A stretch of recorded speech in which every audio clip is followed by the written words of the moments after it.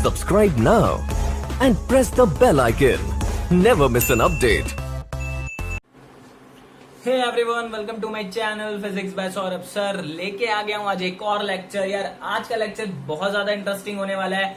आज समझेंगे drift velocity के बारे में। देखते हैं कंडक्टर के अंदर जो करंट कैरियर्स होते हैं, जो चार्जेस होते हैं, वो कैसे कैसे काम करते हैं और अंदर की बातों को समझते हैं। तो सबसे पहले करंट कैसे फ्लो करता है, वो कौन रिस्पॉन्सिबल होता है करंट के फ्लो करने के लिए, हम समझते हैं। सबसे पहले करंट कैरियर्स।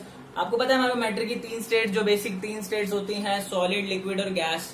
ओके, तो उनमें समझते हैं कौन कौन से करंट कैरियर्स होते हैं जिनकी वजह से करंट फ्लो करता है। बेसिक जानकारी समझते हैं, बेसिक चीजों से आगे बढ़ते हैं और एक चीज दूसरी चीज को जोड़ती हुई चली जाएगी। और आज का लेक्चर एक पूरी कहानी की तरह आप लोगों को समझ में आ जाएगा। लेक्चर को बीच में स्किप मत करना, वरना समझ में नहीं आएगा। तो स्टार्ट करते हैं अभी की वीडियो। लेक्चर जो है हमारा, तो देखो हमारे पास जो आपको बेसिकली पता है, हमारे पास तीन स्टेट्स हैं, सॉलिड, लिक्विड एंड गैस। तो इन तीनों में हमारे पास करंट कैरियर्स होते हैं। करंट कैरियर्स मतलब जो करंट फ्लो करवाने के लिए रिस्पॉन्सिबल होते हैं। सॉलिड में आप जानते हो कंडक्टर के अंदर करंट कौन फ्लो करवाता है? करंट फ्लो करवाते हैं इलेक्ट्रॉन्स, जो हमारे पास फ्री इलेक्ट्रॉन्स होते हैं। ये बात आप पहले भी पढ़ चुके हो। फ्री इलेक्ट्रॉन्स होते हैं। कहां से आते हैं फ्री इलेक्ट्रॉन्स? तो देखो सॉलिड कंडक्टर के अंदर बहुत सारे एटम्स होंगे, आप मानते हो, और आपने देखा है एटम्स के अंदर न्यूक्लियस है जिसके चारों तरफ इलेक्ट्रॉन रिवॉल्व करते हैं एक फिक्स्ड ऑर्बिट में। तो जो ऑर्बिट आप जानते हो, जो ऑर्बिट दूर होता है न्यूक्लियस से, उस इलेक्ट्रॉन पर न्यूक्लियस का जो फोर्स है, उसका जो इंटरेक्शन है, वो बहुत कम होता है। तो यानी वो जो इलेक्ट्रॉन बाहर वाले ऑर्बिट में घूम रहा है, जो न्यूक्लियस से दूर घूम रहा है, जो बहुत दूर है न्यूक्लियस से ऑर्बिट, उसका जो बहुत बाहर है, तो वो उस केस में जो इलेक्ट्रॉन है उस पर न्यूक्लियस का फोर्स नहीं लग रहा, तो न्यूक्लियस है उसको होल्ड करके नहीं रख पा रहा। तो होगा क्या, जैसे ही वो कंडक्टर वो सॉलिड रूम टेम्परेचर पे आएगा, ओके ना, मान लो 25 डिग्री 30 डिग्री पे आता है, तो उस इलेक्ट्रॉन को इतनी एनर्जी मिल जाती है कि वो न्यूक्लियस का जो घेरा है, जो इलेक्ट्रॉन है, जो न्यूक्लियस के चारों तरफ घूम रहा था पहले और जो बहुत लूजली पैक्ड था, उस पे न्यूक्लियस का जोर बहुत कम लग रहा था, वो बड़ी आसानी से निकल जाता है अपने ऑर्बिट से, और ऑर्बिट से घूमकर कंडक्टर के अंदर यानी सॉलिड के अंदर घूमता रहता है, इधर उधर इधर उधर इधर उधर घूमता रहता है। ओके, अब ऐसा एक एटम तो है नहीं, आप लोग जानते हो, ऐसा एक एटम तो है नहीं। जितने करोड़ों एटम्स होंगे, उन करोड़ों एटम्स में जो दूर इलेक्ट्रॉन्स होंगे, उन सबको वो एनर्जी मिल जाएगी। ठीक है, उसको थर्मल एनर्जी बोलते हैं। क्या बोलते हैं? थर्मल एनर्जी, हीट एनर्जी मिलेगी। वो हीट एनर्जी कहां से आई? क्योंकि ज्यादातर हम रूम टेम्परेचर की ही बात कर रहे हैं ना, 25 डिग्री सेल्सियस, 30 डिग्री सेल्सियस। तो उस केस में क्या होगा? उस केस में उस इलेक्ट्रॉन को थर्मल एनर्जी मिल जाएगी, और जैसे ही उसको थर्मल एनर्जी मिलेगी उस इलेक्ट्रॉन को, वो अपने एटम को छोड़ देगा, और एटम को छोड़ देगा और वो घूमने फिरने लग जाएगा, फ्री घूमने फिरने लग जाएगा। कहां पर? कंडक्टर के अंदर। तो यहां से निकलते हैं हमारे फ्री इलेक्ट्रॉन्स। तो कहां से मिली एनर्जी? वो जो एनर्जी मिली जो थर्मल एनर्जी बोलते हैं। दूसरा देखो, जब वो एटम को छोड़ेगा, जब वो एटम को छोड़ के निकल गया, तो वो जो बचा हुआ पार्ट होता है एटम का, उसे हम कर्नल कहते हैं। ध्यान रखना, मैं इस वर्ड का यूज करूंगा तो कर्नल समझ जाना, हम एटम की बात कर रहे हैं। ये वही एटम है जिसको जो इलेक्ट्रॉन है वो छोड़ के निकल गया है, तो यानी एक पॉजिटिव आयन की बात कर रहे हैं, क्योंकि अगर इलेक्ट्रॉन निकल गया तो there will be a positive charge on the atom, तो इसको हम कर्नल बोल रहे हैं। ओके, तो कर्नल के लिए ज्यादा डीप में मत जाना, बस समझ जाना जिस एटम को इलेक्ट्रॉन छोड़ के निकला है, अब उसमें पॉजिटिव चार्ज आ गया, हम उसको बोल रहे हैं कर्नल, KERNEL। तो आप समझ गए सॉलिड के अंदर कौन है? फ्री इलेक्ट्रॉन्स हैं हमारे करंट कैरियर्स। कोई दिक्कत वाली बात नहीं है, ठीक है, कोई दिक्कत नहीं है। लिक्विड में आप जानते हो, लिक्विड में हमारे आयंस होते हैं। कैसे? मान लो आपने लिक्विड लिया और लिक्विड में मैंने मान लो NaCl डाल दिया, आपने पढ़ी है केमिस्ट्री में ये चीज। मान लो मैंने CuSO4 डाल दिया, तो जब हम इसको वाटर में डालते हैं, ये आयनिक कंपाउंड्स हैं और ये अपने अपने आयंस में डिसोशिएट हो जाते हैं, जैसे कि Na पॉजिटिव और ये Cl नेगेटिव। सिमिलरली ये Cu2 पॉजिटिव और ये SO4 नेगेटिव। तो देखो ये जो फ्री आयंस होते हैं, ये इलेक्ट्रिसिटी कंडक्ट करते हैं पानी के अंदर, हम जानते हैं इलेक्ट्रिसिटी कंडक्ट करते हैं। आयनिक कंपाउंड्स सॉलिड स्टेट में इलेक्ट्रिसिटी कंडक्ट नहीं करते, लेकिन मोल्टन स्टेट में करते हैं। तो लिक्विड के अंदर हमारे जो चार्ज कैरियर्स क्या होते हैं? Positive and negative ions. Generally जो गैसेस होती हैं वो इंसुलेटर का काम करती है, मतलब यहां पर जो करंट फ्लो नहीं करता है, क्योंकि गैस जो एयर है is a bad conductor of electricity, insulator का काम करती है। तो बेसिकली यहाँ पर भी चार्ज कैरियर्स प्रोड्यूस हो जाते हैं। हमने कोरोना डिस्चार्ज पढ़ा था, कैसे हमने हाई वोल्टेज अप्लाई करवाई थी कोरोना डिस्चार्ज में। और जब हम हाई वोल्टेज अप्लाई करते हैं लो प्रेशर पर, तो उस कंडक्टर के आसपास की जो एयर होती है उसमें आयंस प्रोड्यूस हो जाते हैं, यानी कि इलेक्ट्रॉन्स बन जाते हैं। तो यहाँ पर जो चार्ज कैरियर्स होते हैं, यहाँ पर भी इलेक्ट्रॉन्स और पॉजिटिव आयंस होते हैं। तो बेसिकली गैस में भी हमारे पास करंट कैरियर्स कौन से हैं? बेसिकली गैस में होता नहीं है, जो है ये इंसुलेटर का काम करता है। बट फिर भी अगर हम हाई वोल्टेज, बहुत ज्यादा हाई वोल्टेज देते हैं, जो हमने कोरोना डिस्चार्ज में पढ़ा भी था, तो उस केस में जो इलेक्ट्रॉन्स और पॉजिटिव आयंस है वो एयर में प्रोड्यूस हो जाते हैं। उसे हम आयनाइज गैस भी कहते हैं ना, आयनाइज हो जाना, क्योंकि आयंस प्रोड्यूस हो जाते हैं। तो आयंस प्रोड्यूस हो गए। तो बेसिकली हमारा जो हमने देखा कि जो सॉलिड है उसमें फ्री इलेक्ट्रॉन्स होते हैं, लिक्विड में हमारे आयंस होते हैं, यहाँ पर भी हमारे इलेक्ट्रॉन्स और आयंस होते हैं, पॉजिटिव आयंस। तो ये हमारे करंट कैरियर्स होते हैं। बेसिकली हमें इससे भी डील करना ही नहीं है, ये हमारे काम का भी नहीं है, हमें बात करना है सॉलिड से। ओके, क्योंकि हम कंडक्टर्स के बारे में पढ़ेंगे, और कंडक्टर्स के अंदर हमने देख लिया फ्री इलेक्ट्रॉन्स होते हैं, और फ्री इलेक्ट्रॉन्स एटम से निकलते हैं, और एटम अपने पीछे क्या, इलेक्ट्रॉन अपने पीछे क्या छोड़ देता है? कर्नल छोड़ देता है।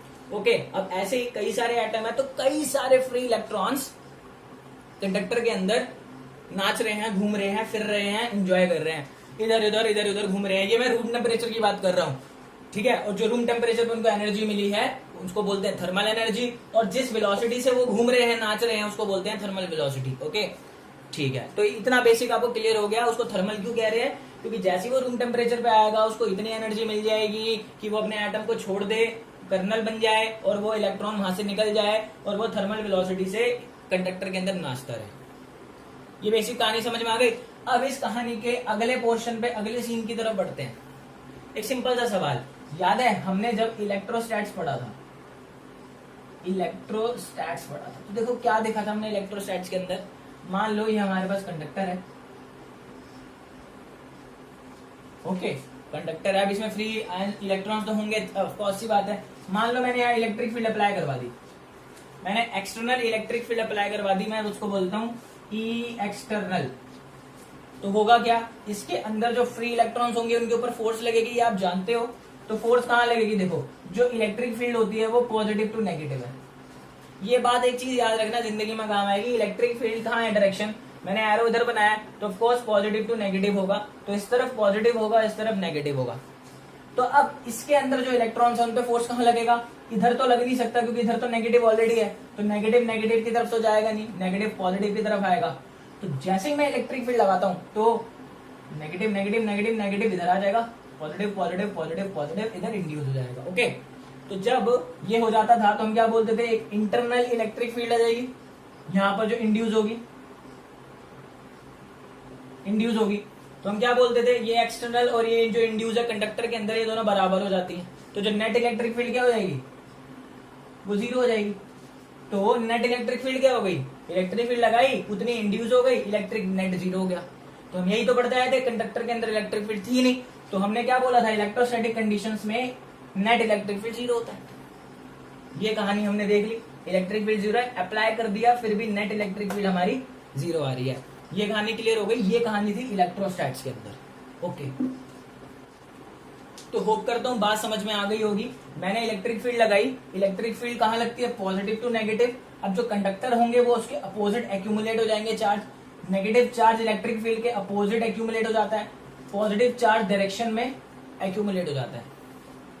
फिर positive to negative induce electric field हो गई, दोनों इक्वल हो गई, हमारा जो नेट आएगा जीरो आएगा, दिस माइनस दिस, बिकॉज ये दो इलेक्ट्रिक फील्ड इक्वल हो गई, और नेट इलेक्ट्रिक फील्ड हमारी जीरो आ गई। ये कहानी हम पढ़ चुके हैं, कोई नई बात नहीं है, अच्छी बात है। अब देखो इस कंडीशन पे, देखो अब कहानी को समझो।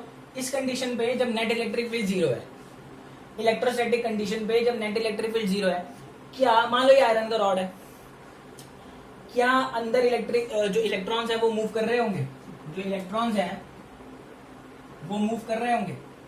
आंसर है यस, क्योंकि मैंने अभी बताया ना उनको, अगर ये रूम टेम्परेचर पे पड़ा है तो मैंने बताया था ना इलेक्ट्रॉन निकल जाएगा, और इलेक्ट्रॉन मूव कर रहे हैं अंदर, ऑफ कोर्स सी बात है। चलो, इलेक्ट्रॉन मूव कर रहे हैं, तो सवाल ये उठता है, अगर इलेक्ट्रॉन मूव कर रहा है तो क्या करंट क्यों नहीं है? करंट होगा? इस केस के अंदर करंट नहीं होगा। अब इसी से दूसरा सवाल उठता है कि अगर इलेक्ट्रॉन मूव कर रहा है, करंट क्यों नहीं है? क्योंकि मैंने अभी बोला कि रूम टेम्परेचर पे इलेक्ट्रॉन निकल जाता है और इलेक्ट्रॉन थर्मल वेलोसिटी से इधर उधर नाच रहा है। तो जब करंट इधर उधर नाच रहा है, रूम टेम्परेचर पर नेट फील्ड 0 है, तो करंट की वैल्यू क्यों 0 नहीं है? यानी इसका मतलब ये है कि रूम टेम्परेचर पे जब आपके सामने एक आयरन की रोड रखी हुई है, आप उस आयरन की रोड को देख रहे हो, तो यानी उसके अंदर इलेक्ट्रॉन फ्लो कर रहा है। लेकिन आपने देखा है कि पड़ी हुई इलेक्ट्रॉन की आयरन की जो रॉड है वो आपको करंट नहीं मारती ना? करंट लगता है क्या? जो रॉड आपके रूम टेम्परेचर पे रखी है उससे आपको करंट नहीं लगता? नहीं लगता, ऑफकोर्स हम जानते हैं ये बात, लेकिन उसमें इलेक्ट्रॉन तो मूव कर रहे हैं क्योंकि वो रूम टेम्परेचर पे है और उनके पास थर्मल वेलोसिटी है, जो कि मैंने आपको यहां बता दी। तो ये क्या पंगा है? तो वो कब करंट मारेगा आपको? जब मैं उसको बैटरी से कनेक्ट कर दूंगा। अगर दूसरे केस में अगर मैंने यहाँ पे बैटरी कनेक्ट कर दी तो क्या अब इलेक्ट्रॉन मूव करेंगे? हाँ, इलेक्ट्रॉन अभी भी मूव करेंगे। क्या वो मुझे करंट होगा उसमें? यस, करंट होगा। और अब आप उसको टच करोगे तो आपको करंट फील होगा? यस, करंट फील होगा। तो देखो, बैटरी नहीं लगाई तो भी इलेक्ट्रॉन चल रहे थे, बैटरी लगाई तो भी इलेक्ट्रॉन चल रहे हैं। बैटरी नहीं लगाई तो करंट नहीं है, लेकिन बैटरी लगा दी तो करंट है। यहां पर आपको कोई करंट नहीं लगेगा, खाली पड़ी हुई रॉड, लेकिन बैटरी लगाते ही आपको करंट लगेगा। तो एक सवाल यहां सीधा सीधा उठता है कि यहाँ पे इलेक्ट्रॉन की क्या मोशन है और यहाँ पे इलेक्ट्रॉन का क्या मोशन है। यानी कुछ ना कुछ डिफरेंस है दोनों कंडीशंस में कि इलेक्ट्रॉन तो मूव दोनों में कर रहा है, लेकिन करंट सिर्फ इस कंडीशन में ही प्रोड्यूस हो रहा है जब मैं बैटरी लगा रहा हूं। ये तो आप जानते हो ना, बैटरी लगा के करंट प्रोड्यूस होता है। तो यानी अगर आपसे कोई पूछ लेता है कि बैटरी लगी है चाहे ना लगी हो, भैया इलेक्ट्रॉन तो मूवमेंट करेगा ही करेगा, इलेक्ट्रॉन तो मूवमेंट करेगा ही करेगा। तो सवाल समझ में आ गया?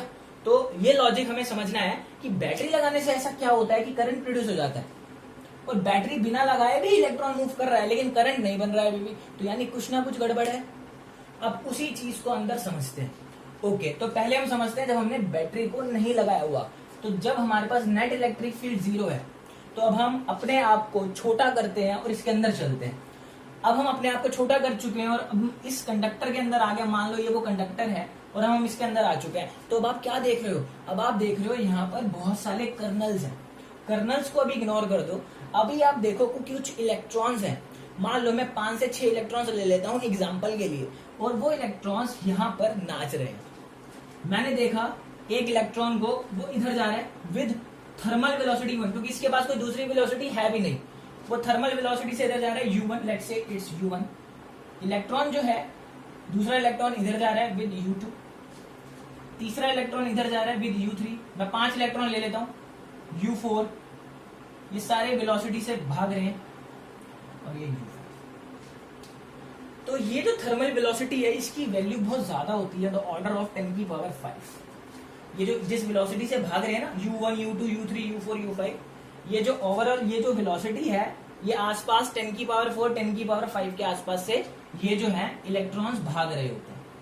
ओके, कोई इधर जा रहा है, कोई इधर जा रहा है, कोई इधर जा रहा है, कोई इधर जा रहा है और कोई इधर जा रहा है। मैं कब की बात कर रहा हूँ? जब मैंने बैटरी नहीं लगाई है, इस केस में कि इलेक्ट्रॉन मूवमेंट तो कर रहा है, तो यानी मुझे दिख रहा है कि इलेक्ट्रॉन मूवमेंट कर रहे हैं। फिर मैंने कहा हाँ जी, ये इलेक्ट्रॉन मूव तो कर रहे हैं with velocity u1, u2, u3। ये जो u1, u2, u3 है, सब इलेक्ट्रॉन्स की क्या है? अपनी अपनी थर्मल वेलोसिटीज है और उसकी वैल्यू इस ऑर्डर की होती है। अच्छा, लेकिन मैंने एक बात नोटिस करी कि जो इलेक्ट्रॉन थे ये रैंडमली मूव कर रहे थे। पॉइंट क्या निकला? मैंने एक बात नोटिस की कि ये रैंडमली मूव कर रहे हैं।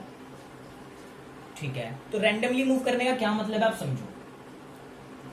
रैंडमली मूव करने का क्या मतलब है? जितना ये चार्ज राइट पे मूव कर रहा है उतना ये चार्ज लेफ्ट पे मूव कर रहा है। मैंने क्या नोटिस किया कि जितना चार्ज राइट पे मूव कर रहा था उतना ही चार्ज लेफ्ट पे मूव कर रहा था। मतलब जितना चार्ज उधर जा रहा था उतना ही चार्ज इधर आ रहा था। रैंडमली मूवमेंट हो रही थी। तो रैंडमली मूवमेंट होने की वजह से क्या होगा? वो एक दूसरे के इफेक्ट को कैंसिल आउट कर देगा। कहने का ये मतलब है कि अगर मैं इन सब वेलोसिटीज का एवरेज ले लूं, ये जो इलेक्ट्रॉन्स हैं, ये इलेक्ट्रॉन्स की वेलोसिटीज हैं, इन सब का मैं, क्योंकि एक इलेक्ट्रॉन तो है नहीं ना, ये बहुत सारे इलेक्ट्रॉन्स हैं, तो मैं जब इन सब इलेक्ट्रॉन्स का एवरेज ले लूंगा, इनकी स्पीड वेलोसिटीज का एवरेज ले लूंगा, तो मुझे क्या मिलेगा? एवरेज कैसे लूंगा? मान लो 5 इलेक्ट्रॉन्स हैं, तो मैं लिखता हूं यहाँ पे u एवरेज। मैंने u से रिप्रेजेंट किया, तो एवरेज कैसे लिखूंगा? u1 plus u2 plus u3 plus u4 plus u5। और जब मैं इसको 5 से डिवाइड करता हूं तो मैंने देखा कि सब इलेक्ट्रॉन्स का जो एवरेज आ रहा था वो आ रहा था 0। तो अगर यहाँ 10 भी होते तो भी 0 आता, 50 भी होते जब भी 0 आता, और यहाँ अगर n होता, यानी अगर मैं n के लिए लिखता u1 plus u2 plus u3 dot dot dot un upon में n, तो ये जो नंबर आएगा वो 0 निकलेगा। ये जो नंबर आएगा वो 0 निकलेगा, यानी इनके पास सिर्फ एक वेलोसिटी थी जो कि थी थर्मल। अब थर्मल वेलोसिटी जो थी उसकी वजह से इलेक्ट्रॉन नाच तो रहे थे, इलेक्ट्रॉन मूव तो कर रहे थे, यस इट इज करेक्ट कि इलेक्ट्रॉन मूव कर रहा था, लेकिन उसकी मूवमेंट रैंडम थी, मतलब जितना इधर उतना ही उधर, तो कोई भी फिक्स डायरेक्शन में मूव नहीं कर रहा था। ठीक है, तो जब फिक्स डायरेक्शन में मूव नहीं कर रहा था तो जब मैंने सब इलेक्ट्रॉन्स की एवरेज वेलोसिटी निकाली, एवरेज थर्मल वेलोसिटी निकाली, तो मैंने पाया कि मेरा आंसर 0 आ रहा था। तो जब मेरा आंसर 0 आ रहा है यानी नेट वेलोसिटी जो है 0, देखो स्पीड 0 नहीं होगी, क्योंकि देखो मूवमेंट कर रहे हैं, जो स्पीड होता है उसका फॉर्मूला क्या होता है, डिस्टेंस अपॉन में टाइम ना। तो डिस्टेंस क्या है इसका, जितना ट्रेवल करेगा वो तो सब एड अप होगा, तो स्पीड नहीं है, थर्मल स्पीड 0 नहीं है, एवरेज जो वेलोसिटी है वो 0 है। ठीक है ना, स्पीड को 0 मत बोलना, एवरेज वेलोसिटी को 0 बोलना है आपको, तो वेलोसिटी हमारी 0 है। ओके, स्पीड 0 नहीं है, क्योंकि स्पीड तो डिस्टेंस अपॉन टाइम होता है, और डिस्टेंस तो कुछ ना कुछ ये ट्रेवल कर ही रहा है। हाँ, डिस्प्लेसमेंट 0 है, that's why I am saying कि एवरेज हमारा क्या आ रहा है, 0 आ रहा है। ओके, तो क्योंकि यहाँ पर नेट मूवमेंट ही नहीं है, कि इलेक्ट्रॉन का करंट की डेफिनेशन क्या होती है, नेट फ्लो ऑफ चार्जेस ना, यहाँ पर कुछ भी नेट फ्लो हो ही नहीं रहा है, क्योंकि मैंने बताया जितना पॉजिटिव उतना, जितना राइट पे जा रहा है उतना लेफ्ट पे जा रहा है, तो there will be no net movement, there will be no net displacement. If there is no net displacement, if there is no net movement, then average is 0। और जब कोई नेट मूवमेंट ही नहीं है, जब कोई नेट फ्लो ही नहीं हो रहा, जब कोई नेट फ्लो ही नहीं है, तो आपको कोई भी करंट की वैल्यू देखने को नहीं मिलेगी। ये बात करेक्ट थी, लॉजिक हमने छोटे लेवल पे जाके देख लिया कि क्या हो रहा था। तो ये कहानी थी हमारी। तो फिलहाल मैंने आपको सब इलेक्ट्रॉन्स का निकाल के दिखाया। तो ये इक्वेशन हमारे काम की है कि जो एवरेज वेलोसिटी थर्मल वेलोसिटी होगी वो 0 होगी। ओके, तो there will be no net displacement, जिसकी वजह से आपको रूम टेम्परेचर पे पड़ी हुई रॉड करंट नहीं मारती। हाँ, इलेक्ट्रॉन्स वहां मूव कर रहे हैं, रैंडमली कर रहे हैं, दैट्स व्हाई करंट नहीं है, सिंपल। तो ये कहानी थी हमारी जब हमारा नेट 0 था। तो अब क्या हो जाता है, ये कहानी समझ में आ गई होगी आपको। ये बहुत इंपॉर्टेंट पॉइंट्स हैं, इनको नोट कर लो। ये इक्वेशन हम यूज करेंगे कि जो एवरेज थर्मल वेलोसिटी है वो हमारी 0 है, हमारे डेरिवेशन में काम आएगी। ओके, तो ये टॉपिक आपको समझ में आ गया। अब मैं इसको थोड़ा सा रफ कर देता हूं। ये केस 1 मैंने आपको समझाया, जब नेट 0 था, चार्ज यहां पर इकट्ठे हो गए। ओके, अब दूसरे केस में मैं आपको समझाऊंगा ये बैटरी लगाकर क्या होता है, तो बैटरी लगाकर इलेक्ट्रॉन कैसे मूव करता है कि उसमें करंट प्रोड्यूस हो जाता है। यहां पर तो नहीं था, फटाफट इसको नोट कर लो, मैं रब कर रहा हूं पॉज करके। तो अब आ जाते हैं हम और अब समझते हैं इसका सेकंड वाला केस, जिसमें हमने बैटरी लगा दी और अब करंट आपको फ्लो होता हुआ दिखेगा, फील होगा। तो अब कैसा मूवमेंट हो रहा है इलेक्ट्रॉन्स का, अब देखते हैं। देखो, अब हमने इसमें बैटरी लगा दी, तो अब होगा क्या, सेम केस, इलेक्ट्रॉन जैसे ही यहां पर आएगा, ये जो पॉजिटिव वाला पार्ट है इसको खींच लेगा। ऐसे सिमिलरली आप यहां सोच सकते हो, ये पॉजिटिव है तो नेगेटिव वाला पार्ट इसको खींच लेगा। तो आप देख रहे हो यहां पर चार्ज एक्यूमुलेट ही नहीं हो रहा है। पहले यहां पे चार्ज एक्यूमुलेट होगा तभी तो इंड्यूस्ड इलेक्ट्रिक फील्ड प्रोड्यूस होगी, तभी तो नेट 0 होगा। अब इसमें क्या होगा, ये यहाँ पर इलेक्ट्रॉन, बैटरी जो है इलेक्ट्रॉन को एक्यूमुलेट ही नहीं होने देगी, वो यहाँ से खींच लेगी। और जब वो यहाँ से चार्ज को खींचती रहेगी और चार्ज को फ्लो करवाती रहेगी, तो जो हमारी नेट इलेक्ट्रिक फील्ड है वो कभी 0 हो ही नहीं पाएगी, क्योंकि यहाँ पर जो इंड्यूस होगा वो इतना नहीं होगा कि वो इसको 0 कर दे। होगा इंड्यूस, लेकिन इतना इंड्यूस नहीं होगा कि वो एक्सटर्नल के बराबर आ जाए और नेट को 0 बना दे, क्योंकि जो चार्जेस हैं वो बैटरी जो है वो चार्जेस को बड़े आराम से खींच लेगा। तो ये फर्क है। तो होगा क्या, इस केस में आपका नेट इलेक्ट्रिक फील्ड ना 0 नहीं होगा। ओके, अब इलेक्ट्रिक फील्ड 0 नहीं है, तो यानी there is some net electric field, यानी अगर यहां तो 0 था, यानी यहां पर एक नेट इलेक्ट्रिक फील्ड एग्जिस्ट कर रहा है, नेट इलेक्ट्रिक फील्ड एग्जिस्ट कर रहा है। अब ये नेट इलेक्ट्रिक फील्ड करेगा क्या, सोचो। ये नेट इलेक्ट्रिक फील्ड फोर्स लगाएगा किस पे, it apply force on electron, force on electron. तो नेट इलेक्ट्रिक फील्ड की डायरेक्शन कहां होगी, सोचो। ये इलेक्ट्रिक फील्ड ज्यादा है ना एक्सटर्नल वाली, तो इलेक्ट्रिक फील्ड की जो डायरेक्शन है वो नेट की भी इधर ही होगी। तो अगर इसके अंदर इलेक्ट्रॉन होगा, अगर इसके तरफ इसके अंदर इलेक्ट्रॉन होगा तो वो किस तरफ मूव करेगा? तो ये हमारा जो इलेक्ट्रिक फील्ड था ये पॉजिटिव था और ये नेगेटिव था। तो ये जो मेरी इलेक्ट्रिक फील्ड है पॉजिटिव टू नेगेटिव, नेट भी हमारी पॉजिटिव टू नेगेटिव होगी, तो किस तरफ मूव करेगा? तो हमारा जो इलेक्ट्रॉन होगा, मैं इसको रब कर देता हूं अभी के लिए, ये नेट हमारा जो एग्जिस्ट कर रहा है, ये नेट इलेक्ट्रिक फील्ड है जो इधर होगी, तो इलेक्ट्रॉन जो होगा उस पर किधर फोर्स लगेगा? ऑफ कोर्स सी बात है, हमारे जो इलेक्ट्रॉन्स होंगे उस पर फोर्स लगेगी इधर, पॉजिटिव एंड की तरफ फोर्स लगेगी, तो हमारा इलेक्ट्रॉन इधर की तरफ चलने लगेगा। अब क्या हमारे पास एक इलेक्ट्रॉन है? हमारे पास एक इलेक्ट्रॉन नहीं है, हमारे पास बहुत सारे इलेक्ट्रॉन हैं जो इधर चलने लगेंगे। अब ये करंट कैसे बन रहा है अभी देखते हैं, बहुत अच्छे से समझ में आएगा। तो पहले लिख लेते हैं, हमारे इलेक्ट्रॉन पे फोर्स लग रही है, तो फोर्स क्या होगा? मास इंटू एक्सेलरेशन। ओके, अब आपने सेकंड चैप्टर में पढ़ा था जो फोर्स का जो फॉर्मूला होता है वो Q इंटू इलेक्ट्रिक फील्ड होता है, तो यहाँ पे पुट कर दो Q into electric field equal to mass into acceleration. अब आप जानते हो जो Q है वो किस पे लग रहा है? Q क्या होता है इलेक्ट्रॉन का? माइनस E होता है। तो एक्सेलरेशन की वैल्यू क्या आ गई? By m। इस चीज को याद रखना, ये हमारी एक्सेलरेशन आ गई। किसकी एक्सेलरेशन है ये? हमारे इलेक्ट्रॉन की। तो इलेक्ट्रॉन पे एक्सेलरेशन क्यों आया? क्योंकि यहाँ पर फोर्स लग रहा है। किस पे फोर्स लग रहा है? हमारे इलेक्ट्रॉन पे फोर्स लग रहा है, वो जो नेट इलेक्ट्रिक फील्ड बच गई है, तो ये हमने एक्सेलरेशन निकाल ली हमारे इलेक्ट्रॉन की। देखो एक्चुअल में इलेक्ट्रॉन एक्सेलरेट नहीं करेगा, ध्यान रखना। इस एक्सेलरेशन का ये मतलब नहीं है कि इलेक्ट्रॉन एक्सेलरेट करता जाएगा, अभी भी इसको समझेंगे कि एक फिक्स्ड वेलोसिटी से आगे बढ़ेगा, पर अभी के लिए याद रखो कि जो एक्सेलरेशन है उसकी वैल्यू आ गई हमारे पास minus E by m। Okay, अब समझते हैं थोड़ी सी कहानी क्या है। पहले वाले केस में देखो, मान लो ये कर्नल है, मान लो ये कर्नल है और एक ये दूसरा कर्नल है। मैं कहानी ले रहा हूं एक इलेक्ट्रॉन की। मान लो एक इलेक्ट्रॉन यहां से आया, ठीक है, वो यहां से टकराया। ओके, अब टकराने के बाद मान लो वो यहां जाएगा। ये जब हो रहा था जब हमारे पास बैटरी कनेक्टेड नहीं थी, तो टकराएगा सीधा निकल जाएगा टकरा के, ठीक है। उसके बाद थर्मल वेलोसिटी थी, यहां से टकराएगा यहां टकराएगा, ठीक है। अब इस इलेक्ट्रिक फील्ड की वजह से क्या होगा? ये एक और कर्नल है, ये एक और कर्नल है, फर्क देखना क्या होगा। अब इलेक्ट्रॉन आया, जब वो यहां से टकरा के यहां से चलेगा ना, जब वो यहां से टकरा के चलेगा तो उसका पाथ ऐसा स्ट्रेट, पहले था स्ट्रेट, अब उसका पाथ स्ट्रेट नहीं रहेगा, अब उसका पाथ क्या होगा? थोड़ा सा कर्व हो जाएगा, कुछ ऐसे। पहले उसका सफर कहाँ एंड हो रहा था? यहाँ पर, अब उसका सफर यहाँ एंड ना होकर कहाँ हो रहा है? यहाँ पर। थोड़ा सा लॉजिक लगाओ, पहले वो स्ट्रेट आ रहा था, अब वो स्ट्रेट ना आके कर्व आ रहा है। अब ये कर्व्ड क्यों आ रहा है? क्योंकि इस डायरेक्शन में उसको इलेक्ट्रिक फील्ड खींच रही है, उसको इलेक्ट्रिक फील्ड ने खींचा, तो जब उसको इलेक्ट्रिक फील्ड खींचेगी वो सीधा ना जाकर इलेक्ट्रिक फील्ड की डायरेक्शन में थोड़ा घूम जाएगा, कर्व्ड हो जाएगा। तो पहले जो उसका सफर था यहाँ खत्म हो रहा था, अब उसका सफर यहाँ खत्म हो रहा है, so there is some net displacement, so there is some net displacement. फिर वो यहाँ किसी दूसरे से टकराएगा, ठीक है, यहाँ दूसरा कर्नल होगा, वो उस पर टकराएगा। देखो पहले यहाँ टकरा रहा था, अब वो है यहाँ टकरा रहा है। तो अगर आप ध्यान से देखोगे तो वो थोड़ा नेट डिस्प्लेस हुआ। थर्मल वेलोसिटी यहाँ भी थी, थर्मल वेलोसिटी यहाँ भी थी। सेकंड चीज इसके पास कुछ नहीं थी, लेकिन सेकंड चीज इसके पास एक और चीज है, वो फोर्स जो एक्सटर्नल फील्ड इसके ऊपर लगा रही है। तो वो फोर्स जब उसके ऊपर लगेगा तो ये खिंचेगा पॉजिटिव डायरेक्शन में, पॉजिटिव की तरफ खिंचेगा।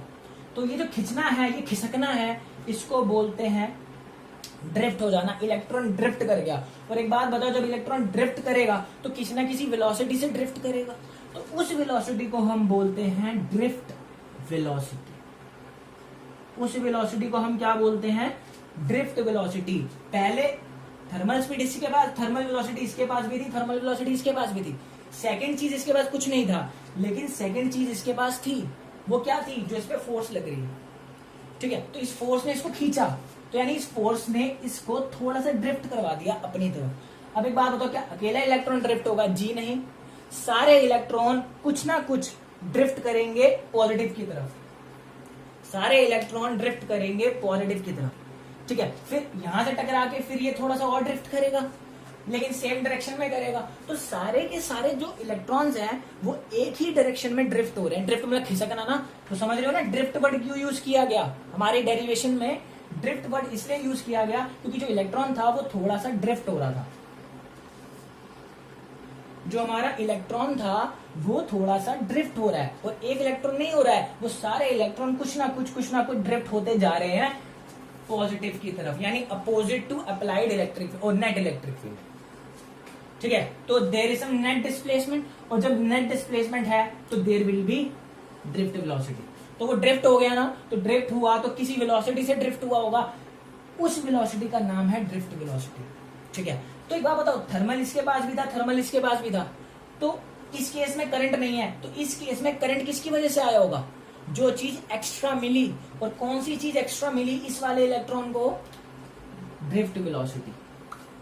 यानी आपने एक बात सीखी कि थर्मल वेलोसिटी की वजह से करंट नहीं मिलता हमें किसकी वजह से करंट मिलता है? ये नई वेलोसिटी जिसको हम ड्रिफ्ट वेलोसिटी कहते हैं, इसकी वजह से हमारा करंट प्रोड्यूस होता है कंडक्टर के अंदर, क्योंकि इस वेलोसिटी की वजह से, इस वेलोसिटी से सारे इलेक्ट्रॉन मूव करेंगे, ड्रिफ्ट करेंगे, खिसकेंगे टुवर्ड्स द पॉजिटिव साइड। ठीक है, तो ये कहानी थी, या बैटरी की भी पॉजिटिव साइड कह सकते हो, उस तरफ हमारे इलेक्ट्रॉन्स खिसकेंगे। तो अब आपने फर्क देखा होगा कि इस वाले केस में ऐसी कौन सी एक्स्ट्रा चीज प्रेजेंट थी जिसकी वजह से यहां पर करंट हो जाता है, यहां पर करंट प्रोड्यूस होता है ड्यू टू ड्रिफ्ट वेलोसिटी, और ये ड्रिफ्ट इसको किसने करवाया? इलेक्ट्रॉन्स को किसने करवाया? वो जो हमने बैटरी लगाई थी, उस बैटरी ने इलेक्ट्रिक फील्ड प्रोड्यूस की, और उस इलेक्ट्रिक फील्ड ने इलेक्ट्रॉन पे फोर्स लगाया, और उस फोर्स ने थर्मल वेलोसिटी के साथ साथ इसको एक और वेलोसिटी दे दी, जिसकी वजह से ये ड्रिफ्ट करने लगा towards the positive terminal of the battery. और ये जो ड्रिफ्ट थी, इसकी वजह से हमें मिलता है इलेक्ट्रिक करंट। तो दोनों केसेस में आपको समझ में आ गया होगा कि क्या नया फंडा था इसके अंदर, क्या होता है बैटरी लगाने से। बैटरी ने इसको मूव करवाया, अपनी तरफ ड्रिफ्ट करवाया, और इस ड्रिफ्ट वेलोसिटी की वजह से करंट बन गया, और हम बोलते हैं कि यहाँ पर हमें करंट मिल गया। तो ये कहानी किसकी वजह से आती है? ड्रिफ्ट वेलोसिटी की। ओके, तो अब पहले इलेक्ट्रॉन की ड्रिफ्ट वेलोसिटी Vd1 ले लो, दूसरे वाले की Vd2 ले लेंगे, तीसरे वाले की Vd3 ले लेंगे, और जब हम सब का एवरेज निकालेंगे तो उसको हम बोलेंगे average drift velocity of electrons. ये अंदर वाली कहानी थी जो मेरे को आपको समझानी थी। होप करता हूं आपको 100% समझ में आया होगा। और ध्यान रखना, जब बैटरी नहीं होती तो इलेक्ट्रॉन स्ट्रेट पाथ में चलता है, जब हम बैटरी लगा देते हैं तो वो कर्व्ड पाथ में चलता है। कर्व्ड पाथ का होने का रीजन समझ गए हो? क्योंकि वो ड्रिफ्ट होने लगेगा, और ड्रिफ्ट होने लगेगा तो कहानी आ जाएगी, समझो। तो ये आपकी कहानी थी। तो ध्यान रखना, without battery there is no displacement, but with battery there is some small displacement. वो स्मॉल डिस्प्लेसमेंट किसकी वजह से आई है? वो एक्स्ट्रा फोर्स की वजह से। उस एक्स्ट्रा फोर्स ने उसको थोड़ा फालतू खिसका दिया, जिसकी वजह से इसमें नेट डिस्प्लेसमेंट आ गई, और जैसे ही नेट डिस्प्लेसमेंट आ गई उसमें ड्रिफ्ट वेलोसिटी आ गई। इसका ऑर्डर बहुत छोटा होता है, 10⁻⁻⁴, बहुत छोटा है, क्योंकि डिस्प्लेसमेंट तो बहुत छोटी हुई है ना एक इलेक्ट्रॉन की, तो वेलोसिटी भी छोटी होगी। ओके, तो होप करता हूं आपको क्लियर हो गया होगा, ये वाला टॉपिक समझ में आ गया होगा। मैंने इसको इक्वेशन 1 बोल दिया। ठीक है, तो हम ड्रिफ्ट वेलोसिटी का फॉर्मूला ड्राइव कर रहे हैं, तो हमने इस एक्सेलरेशन को इक्वेशन नंबर 1 बोल दिया है। ठीक है, तो फटाफट यार इसको नोट कर लो, it is very important topic, और इसके अंदर की बातें अक्सर समझ में नहीं आती, क्या हो रहा है, क्यों हो रहा है। मैंने कोशिश की है, होप करता हूं आपको क्लियर हो गई होगी। फटाफट नोट करो, इसको आगे कंटिन्यू करते हैं डेरिवेशन को। तो आज ड्रिफ्ट वेलोसिटी का फॉर्मूला ड्राइव कर लेते हैं। मैंने आपको बता दिया फोर्स लगेगी, एक्सेलरेशन का आपने फॉर्मूला लिख लिया होगा, कोई दिक्कत वाली बात नहीं है इसके अंदर। और हमने अभी थोड़ी देर पहले ये भी देखा था कि यू एवरेज 0 होता है हमारा, जो thermal velocity, average thermal velocity वो 0 होती है, यानी कि U1 plus U2 plus U3 dot UN upon n is the number of electrons है, घबराना नहीं। Let's say this is equation number 2। तो ये हम दोनों लिख चुके थे, समझा भी चुका हूँ सारा क्या मामला है। आ जाओ, अब देखो कहानी क्या है। अब समझो, पहले जब बैटरी नहीं थी तो वो 0 हो गया, अब बैटरी है तो क्या होगा। देखो, मान लो ये कर्नल अगेन ये आया, और यहाँ पे ये यहाँ पे टकराया, तो जैसे ये टकराएगा तो इसकी वेलोसिटी 0 हो जाएगी। ये बैटरी वाला केस है, क्योंकि अब हम बिना बैटरी को भूल चुके हैं, हम इसको ड्राइव कर रहे हैं, तो बैटरी वाला केस है ये। तो होगा क्या, अब जब यहाँ से नया मोशन शुरू करेगा तो हम उसको क्या बोलेंगे, उसकी वेलोसिटी क्या बोलेंगे, U1, क्योंकि U1 तो उसका जन्म सिद्ध अधिकार है, क्योंकि U1 रहेगा उसके पास, क्योंकि वो थर्मल वेलोसिटी है। ठीक है, तो वो u1 से यहाँ चलना शुरू करेगा। तो जैसे ही वो इसे टकराने वाला होगा ना, इसके पास वेलोसिटी v1 होगी। हाँ, तो u1 होगा और जैसे ही टकराने वाला होगा दूसरे कर्नल से, इसकी वेलोसिटी हमारे पास v1 होगी। ओके, v1 कैसे होगी, u1 तो उसके पास ऑलरेडी है, प्लस उसके पास एक चीज और आएगी, प्लस उसके पास एक वेलोसिटी और आएगी। कौन सी वाली, जो इसको इस पे फोर्स लगा रही है, वो वाली वेलोसिटी, तो मैं उसको v1 बोल रहा हूँ। ऐसी जो दूसरा इलेक्ट्रॉन है वो यहां से यहां आएगा, टकराएगा। दूसरा इलेक्ट्रॉन, ये एक इलेक्ट्रॉन था, अब ये दूसरा इलेक्ट्रॉन है। तो जब ये यहाँ पे टकराएगा, टकराने के बाद जब दूसरा मोशन शुरू करेगा तो किस वेलोसिटी से करेगा, u2 से। और जब वो यहाँ पे टकराने वाला होगा, तो किस वेलोसिटी से टकराएगा, जब वो यहाँ पे टकराने वाला होगा वो v2 वेलोसिटी से टकराएगा। टकराने वाला होगा तो उसकी वेलोसिटी क्या होगी, v2 होगी। v2 फिर से क्यों, v2 क्यों होगी, फिर से ये u2 से यहाँ से चला, उसके बाद थर्मल स्पीड तो है, प्लस उसके पास एक और वेलोसिटी होगी, मतलब एक एडिशन टर्म होगी। किसकी वजह से होगी वो एडिशन टर्म, वो जो फोर्स लगाई है, ठीक है ना। मान लो कोई बॉडी चल रही है, अगर आपने उस पर u वेलोसिटी से चल रही है, अगर आपने उस पर फोर्स लगा दी तो क्या उसकी वेलोसिटी बढ़ेगी, नहीं। सेम यहाँ पे हो रहा है, इलेक्ट्रॉन पे फोर्स लगा रही है हमारी इलेक्ट्रिक फील्ड, तो उसकी वेलोसिटी बढ़ जाएगी। सिमिलरली थर्ड इलेक्ट्रॉन का भी यही होगा, वो u3 से चलेगा और यहाँ पे जब टकराने वाला होगा तो उसकी वेलोसिटी हमारे पास v3 होगी। कोई दिक्कत है। अब देखो इलेक्ट्रॉन यहाँ से आया, यहाँ टकराया, अब यहाँ से टकराने के बाद उसकी अगली कोलिजन कहाँ हुई, यहाँ पर हुई। तो एक कोलिजन और अगली कोलिजन के बीच का जो टाइम होता है, मतलब अब वो यहाँ से चला तो कुछ टाइम लगा होगा यहाँ तक पहुंचने में, तो ये जो टाइम था टू सक्सेसिव कोलिजन के बीच में, उसे बोलते हैं रिलैक्सेशन टाइम। क्या बोलते हैं, रिलैक्सेशन टाइम। इसको रिप्रेजेंट करते हैं टाउ से। अब ये 1 के लिए लिखा है तो टाउ 1 लिख दो, सिमिलरली इसके लिए टाउ 2 लिख दो, और सिमिलरली इसके लिए टाउ 3 लिख दो। तो टाउ होता क्या है, tau is the time between two successive collision. Successive क्या होती है, एक के बाद एक, मतलब पहली कोलिजन यहाँ हुई, अब अगली कोलिजन तक वो चलेगा, तो अगली कोलिजन होने तक का जो टाइम है उसे रिलैक्सेशन टाइम बोलेंगे। मतलब यहाँ पे उसकी फर्स्ट कोलिजन हुई, अब फर्स्ट कोलिजन के बाद उसकी सेकंड कोलिजन कहाँ हुई, यहाँ पर हुई, ठीक है ना। तो इसके बीच का जो टाइम इंटरवल है उसे हम क्या बोलते हैं, रिलैक्सेशन टाइम। तो टाउ 1, सिमिलरली इसका ये रहा टाइम 2, और ये टाउ 3। कोई दिक्कत वाली बात नहीं है, ठीक है। अब एक बात बताओ, यहां से यहां तक होने में टाइम भी लगा, तो अब यहां से यहां जाने में इसको डिस्टेंस भी ट्रेवल किया होगा इसने, तो उसको हम लिखते हैं लैम्डा। क्या लिखते हैं, lambda. It is known as free path.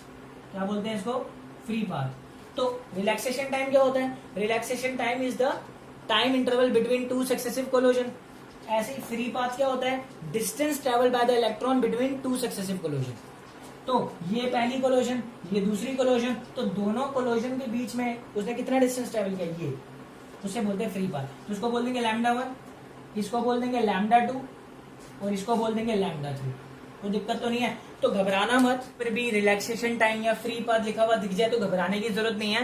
Relaxation time क्या होता है, रिलैक्सेशन टाइम होता है the time between two successive collision. मतलब एक कोलिजन यहाँ हुई, एक कोलिजन यहाँ हुई, तो यहाँ से यहाँ जाने में जो टाइम लगा उसे रिलैक्सेशन टाइम बोलेंगे। Okay, what is about free path, free path में भी घबराने की जरूरत नहीं है। The distance travel by the electron between two successive collision, मतलब पहली कोलिजन यहाँ हुई, दूसरी यहाँ हुई, तो इनके बीच का जो डिस्टेंस है वो फ्री पाथ है। मान लो दूसरी कोलिजन यहाँ हुई और तीसरी कोलिजन यहाँ हुई, तो यहाँ 2 से 3 तक जाने में जो भी उसका डिस्टेंस होगा वो उसका फ्री पाथ होगा। तो कोई भी घबराने वाली बात नहीं है, 2 टर्म मैंने आपको क्लियर कर दिया, ठीक है। आ जाओ डेरिवेशन पे चलते हैं। ओके, तो अब एक बात बताओ, जब बैटरी नहीं थी तो उसकी वेलोसिटी u1 थी, जब बैटरी है तो उसके पास u1 तो है, बट u1 से ज्यादा एक और वेलोसिटी भी है v1। मैंने आपको बता दिया कि u1 से ज्यादा उसकी वेलोसिटी क्यों है, क्योंकि u1 तो उसके पास थर्मल जन्म से अधिकार है, प्लस ये वाली जो इस पे फोर्स लग रहा है। ओके, तो फोर्स की वजह से उसकी वेलोसिटी बढ़ गई, तो वेलोसिटी क्या होगी हमारी, एवरेज वेलोसिटी क्या लिखूंगा मैं, v एवरेज। अब इलेक्ट्रॉन्स के पास कौन सी वेलोसिटीज हैं, v1 v2 v3, this is my v1 v2 v3 dot dot dot vn upon में n। अब हमारे पास u1 नहीं है, u1 तो तब थी हमारे पास जब हमारे पास कोई भी बैटरी नहीं लगी थी। अब हमारे पास वेलोसिटी u1 ना होके v1 है, क्योंकि u1 तो पहले से ही थी, मैं पहले ही बता चुका हूँ। u1 तो थर्मल की वजह से था ही है, लेकिन प्लस में हमारे पास इसकी वजह से भी वेलोसिटी एडअप हो गई, तो अब हमारे पास u ना रहकर v है। तो सबका एवरेज क्या लिखूंगा, क्योंकि एक इलेक्ट्रॉन तो है नहीं, 1 है, 2 है, 3 है, ऐसे करते करते n है, तो सबका एवरेज लिख लिया। ओके, इसी एवरेज वेलोसिटी को ड्रिफ्ट वेलोसिटी कहते हैं। इसी एवरेज वेलोसिटी को ड्रिफ्ट वेलोसिटी कहते हैं। ये वो वेलोसिटी है, वो एवरेज वेलोसिटी है जिससे इलेक्ट्रॉन ड्रिफ्ट करता है towards the positive side of the battery. इसी की वजह से हमारा कंडक्टर के अंदर करंट प्रोड्यूस होता है। ओके, तो यहाँ पर इसको मैंने वीडी बोल दिया क्योंकि ये वी एवरेज को ही वीडी बोलते हैं। ओके, इसकी डेफिनेशन अभी लिखेंगे। V1 की वैल्यू क्या होगी? अब आपने एक बात बताओ, V का फॉर्मूला पढ़ा है, क्या होता है? V equal to u plus AT। अगर मैं V1 लिखूंगा तो क्या लिखूंगा? V1 equal to u plus AT1, V2 equal to u plus AT2। Put कर दो, दिक्कत वाली बात क्या है? तो बोर्ड थोड़ा छोटा पड़ गया, U प्लस U1 भी आएगा, U1 प्लस AT1, तो U1 plus AT1। Similarly U2 plus AT2 plus U3 plus AT3 और डॉट डॉट डॉट अपॉन में n आ गया। अब एक बात बताओ, क्या हम कहानी को ऐसे लिख सकते हैं? U1 plus U2 plus U3 dot dot dot UN upon में n plus AT1 plus AT2 dot dot dot upon में n। कोई दिक्कत वाली बात है क्या?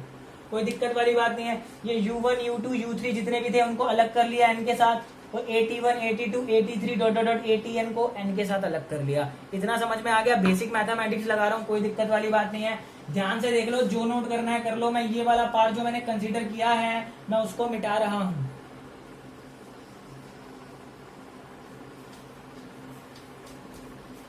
ओके, तो ये वाली जो टर्म है ये क्या जीरो होगी? क्योंकि ध्यान से देखो, ये एवरेज थर्मल वेलोसिटी है जो मैंने इक्वेशन 2 मानी है। क्या मैं इक्वेशन 2 से इसको जीरो कर सकता हूं? बिल्कुल कर सकता हूं। तो VD की वैल्यू कितनी आ जाएगी हमारे पास? A को क्या कॉमन ले सकते हैं? बिल्कुल ले सकते हैं। तो A की वैल्यू क्या आ जाएगी? A बाहर, तो T1 plus T2 plus T3 dot dot dot TN upon में n। ठीक है, तो VD। अब देखो ये जो टाइम है, मैंने टाइम को क्या बोला था? मैंने टाइम को टाइम लेट नहीं किया था, मैंने टाइम को क्या लेट किया था? टाओ लेट किया था। अभी जब मैंने इसके पीछे रब किया है वो, तो मैंने उसको टाओ लेट किया था, तो टी की जगह मैं टाओ लिख दूं। ये मैं इस पे क्यों एरो लगा दिए? ऐसा रिलेशन पे थे।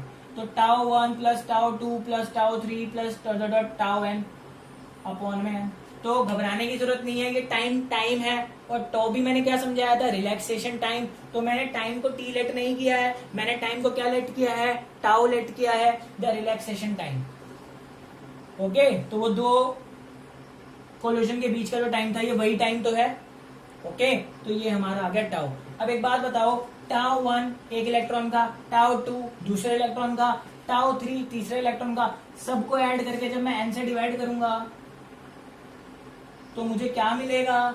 This is average relaxation time. देखो ध्यान से देख लो, क्या ये रिलैक्सेशन टाइम का एवरेज निकल रहा है? हाँ जी, बिल्कुल निकल रहा है। तो उसको एवरेज लिख दो, तो you will get average relaxation time. This is your tau, या इसको आप एवरेज भी लिख देना, टाउ एवरेज। और एक्सेलरेशन की वैल्यू डाल दो,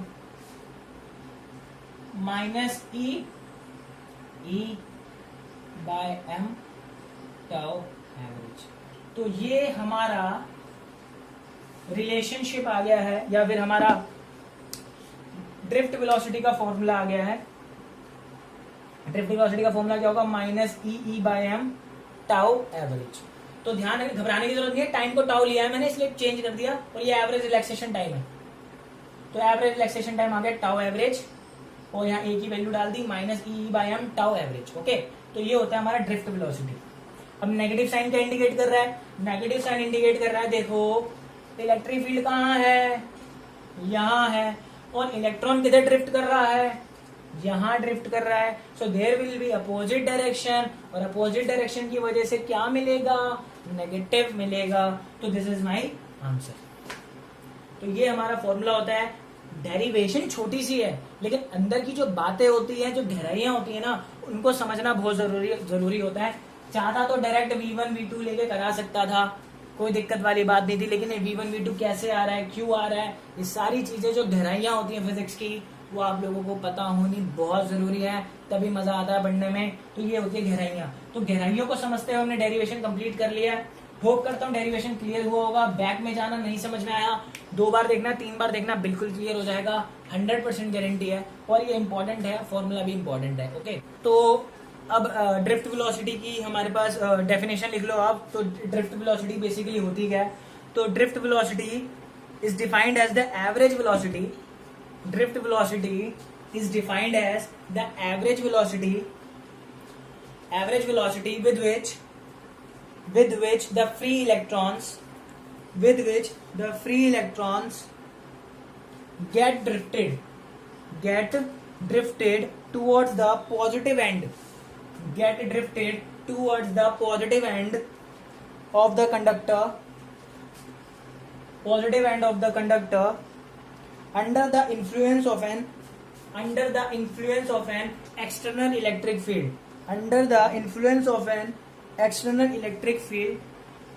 हमने अप्लाई की थी। ओके, तो उसने बता दिया कि ड्रिफ्ट वेलोसिटी क्या होती है। It is the average speed, ठीक है ना, कि जिस वेलोसिटी से एवरेज वेलोसिटी जिससे वो ड्रिफ्ट होता है toward the positive end of the conductor under the influence of A applied electric field. Hope करता हूँ क्लियर हो गया होगा।